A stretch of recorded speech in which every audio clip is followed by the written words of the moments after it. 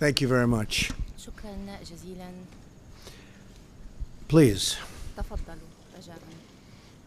I'm very happy to announce that كثيراً أن أعلن with 0 of the Democrats' votes, مع صفر the motion to proceed on health care has just passed, and now we move forward towards الرعاية الصحية truly great health care for the American people. We look forward to that.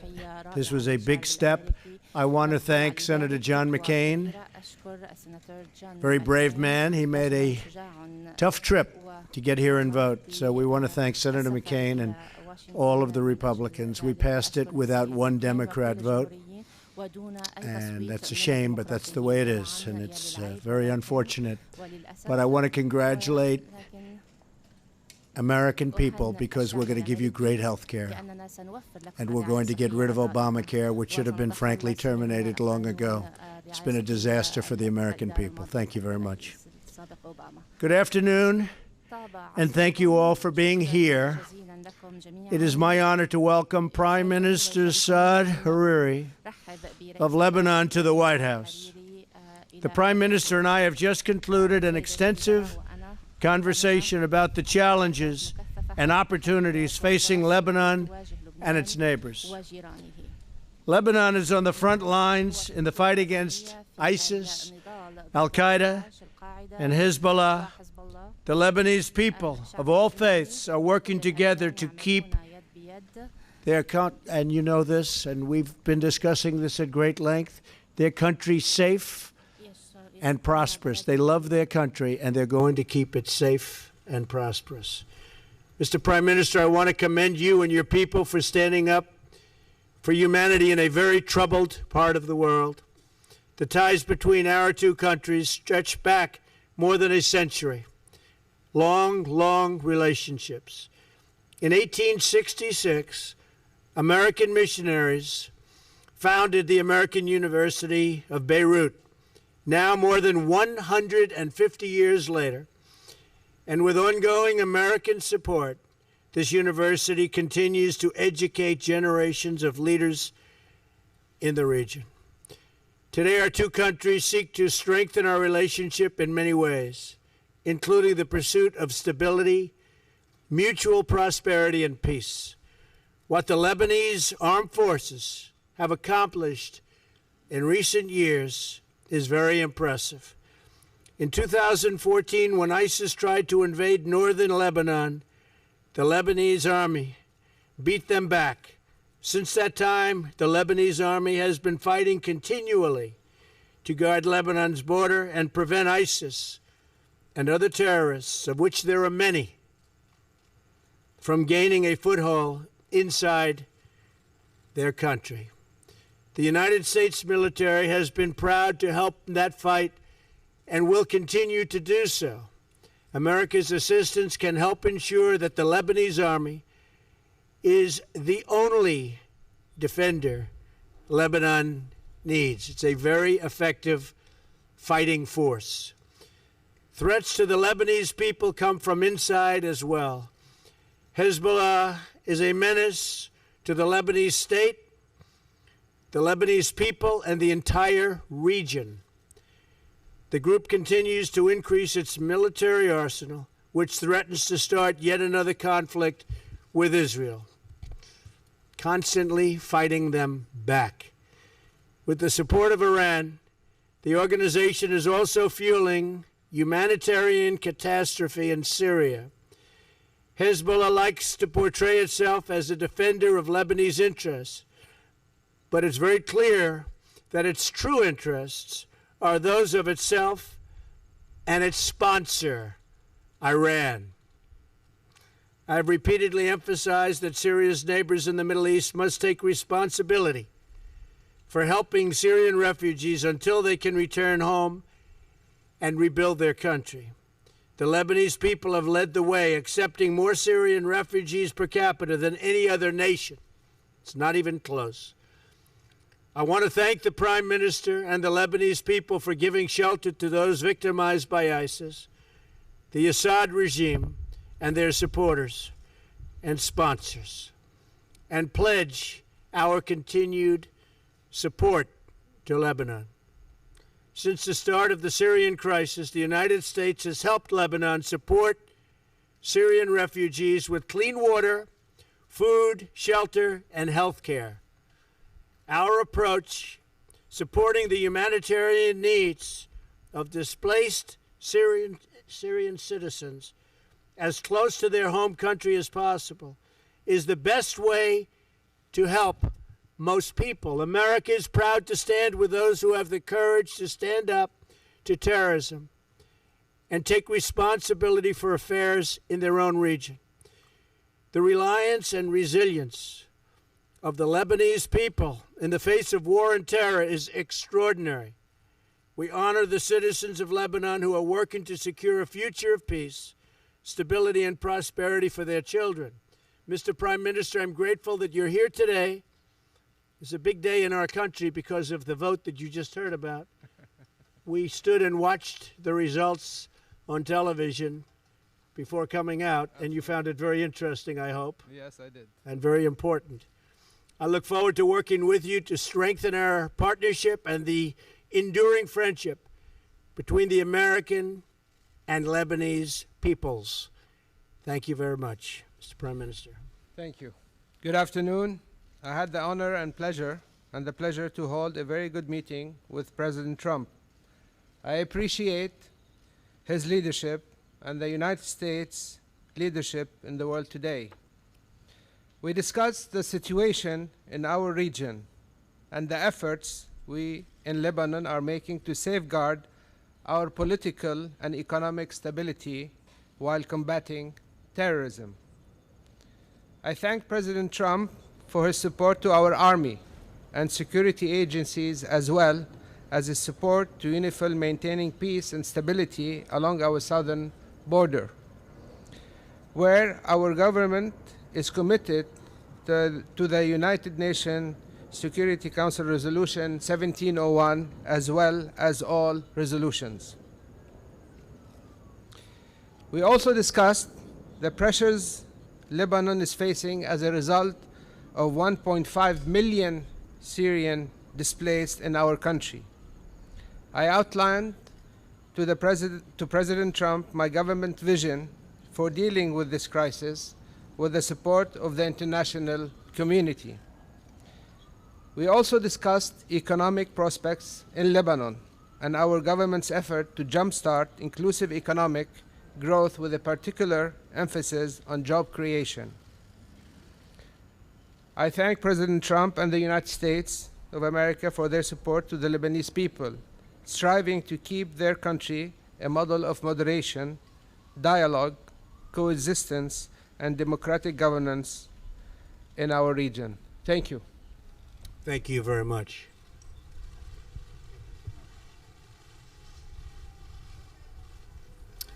Margaret Talev, please. Thank you. Hello, Margaret. Hi, Mr. President. Mr. Prime Minister, I'll have a question for you also in just a second, if you'll bear with me. You spoke earlier today at the Wall Street Journal. We've all seen those comments, but I think everybody here probably is hoping that you could talk a little bit more about this. You have called your Attorney General beleaguered. You've criticized his decision to recuse himself on the Russia matters. And your kind of catchphrase or motto before the White House was, "You're fired." So I'm wondering if you would talk to us a little bit about whether you've lost confidence in Jeff Sessions, whether you want him to resign on his own, whether you're prepared to fire him if he doesn't, and why you're sort of letting him twist in the wind rather than just making the call for him. Thank you. Well, I don't think I am doing that, but I am disappointed in the Attorney General. He should not have recused himself almost immediately after he took office. And if he was going to recuse himself, he should have told me prior to taking office, and I would have quite simply picked somebody else. So I think that's a bad thing, not for the president, but for the presidency. I think it's unfair to the presidency, and that's the way I feel. Thank you. Thank you. Mr. Prime Minister, Could you tell us what you think about the Saudi-led blockade of Qatar? This is something that has been of great concern to the U.S. also in terms of resolving. Do you think that Qatar is doing enough on terror? And if so, would you like to see President Trump increase the pressure on the Saudi coalition to ease its blockade? And Mr. President, if you would give us any more of your thinking on going forward the path with Attorney General Sessions and maybe your timeline for making a decision, that would be great. Thank you. You don't give up. That's okay. Thank you. I think there is an effort by the Kuwaitis. They're leading this effort. I think they made some progress. We believe that dialogue is the best way in improving this relationship between Saudi Arabia and Qatar. I believe that maybe the United States also could help in this in solving this issue in the Gulf. Denise. I have one question for the President and also for Prime Minister. Congress introduced additional sanctions against Hezbollah last week. What is your position towards these sanctions and on the role of Hezbollah is playing in the region and Syria? I'll be making my position very clear over the next 24 hours. We're going to see what is exactly taking place. I have meetings with some of my very expert military representatives and others, so I'll be making that decision very shortly. Okay? And about his role in Syria and the region. Whose role? Hezbollah's role. I'll be talking about that tomorrow. Prime Minister, ماذا سترد الحكومة اللبنانية على طلب الكونغرس الأمريكي بشأن العقوبات على حزب الله؟ نحن لطالما تعاوننا بأي موضوع من الفرض علينا عقوبات أو على البنوك اللبنانية وتعاون بين المصرف لبنان وهذه العقوبات. نحن حنستكمل يعني هذه التعاون. نحن عم نقوم باتصالات بالكونغرس كمان أيضا. هيكون عندي عدة جولات بالكونغرس لحتى نقدر نوصل إلى تفاهم بالنسبة إلى الريزولوشن اللي طالعة بالكونغرس. شكرا. Blake Berman, thank you.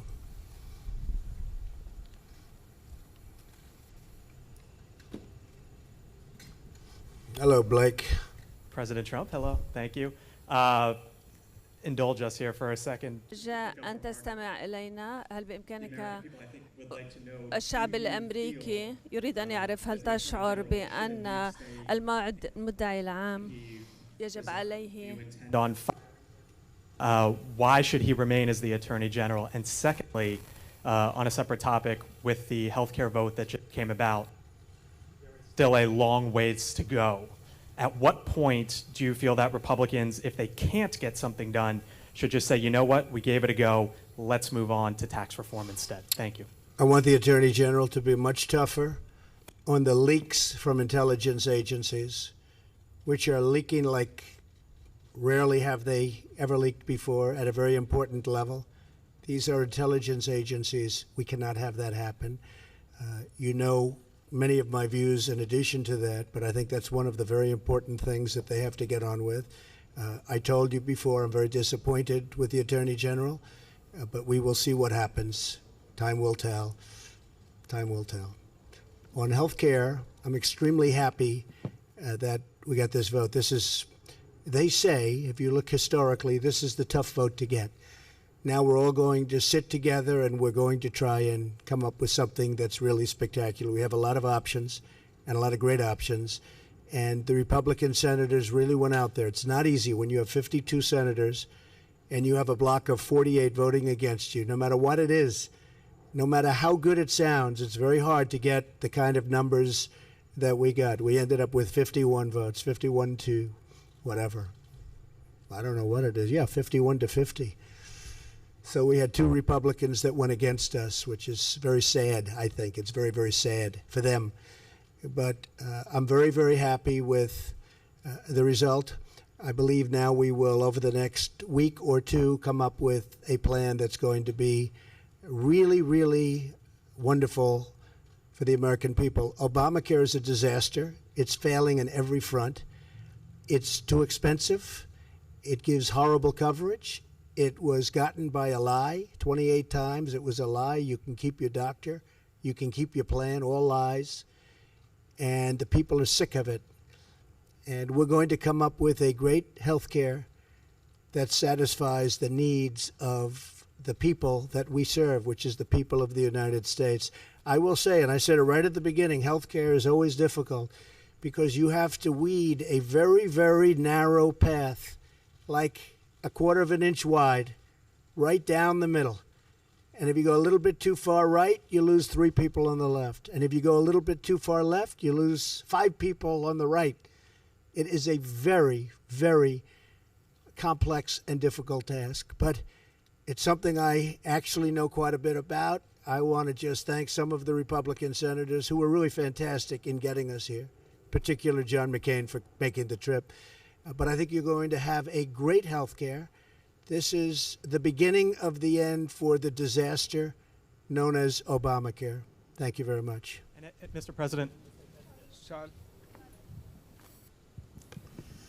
Mr. President, how can the United States help Lebanon cope with the massive number of refugees, of Syrian refugees, and is there a way you can help facilitate the refugees' return to their home country?